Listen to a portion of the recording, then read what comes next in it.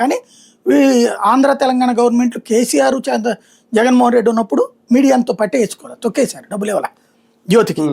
ఇవాళ రోజున వీళ్ళిద్దరు ఇస్తున్నారు అడ్వర్టైజ్మెంట్ రూపంలోనే, సపోర్ట్ రూపంలోనే. 2 అసెంబ్లీల దగ్గర ఇవన్నీ నడుస్తున్నాయి, వీళ్ళ ఇష్టరాజ్యం నడుస్తుంది.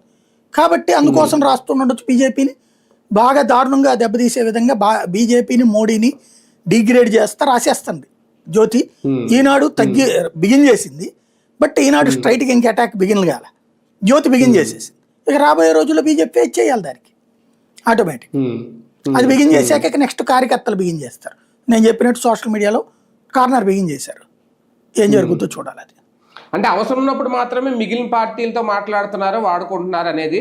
రేపొద్దున ఇప్పుడు బాబు గారు అన్న సమన్వయ కమిటీలు లాంటివి పెట్టి ఉమ్మడి కార్యాచరణతో ముందుకెళ్తే కనుక ఈ పరిస్థితి కంట్రోల్లోకి వస్తుందా? ఆయన అమాయకుడు కాదండి. సమన్వయ కమిటీ పెడితే ఇప్పుడు ప్రతి దాంట్లో బేరం వస్తుంది. బేరాల్లో కొంత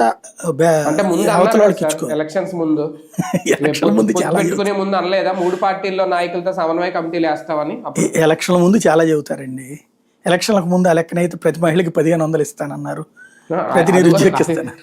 అది ప్రజలకు సంబంధించి ఈ పార్టీలదైనా అంతే. ఇప్పుడు చంద్రబాబు నాయుడు ఆ రోజున పవన్ లేకపోతే ఎవడు లేడు అన్నాడు, ఇప్పుడు పవన్ కూడా ఉంటాడు మనతో పాటు, అంతే నడుస్తుంది, అంత మించి ఏం లేదు. రైట్, చూద్దాం మరి. నిజంగా కూటమిలో తల మాట అయితే వినిపిస్తోంది.